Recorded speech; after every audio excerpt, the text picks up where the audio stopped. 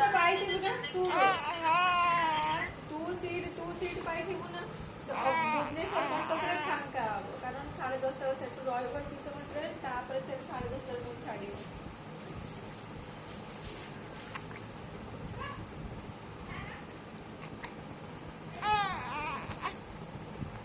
ଆଉ ବସ୍ ମୁଁ ଟ୍ରାଭେଲ୍ କରିପାରିବିନି ଜମା ବି କରିପାରିବିନି ଏସି ଜମା କରିପାରିବିନି ଟ୍ରାଭେଲ୍ ବସ୍ରେ ସିଏ ବି ଯିବନି ସିଏ ଜମା ରାଜି ହଉନି ବସ୍ରେ ଯାଇଥିଲେ ଜାଣିଛୁ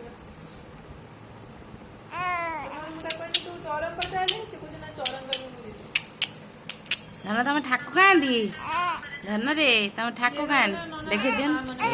ଏଇ ଲୋ ମୋ ଧନ ଠାକୁ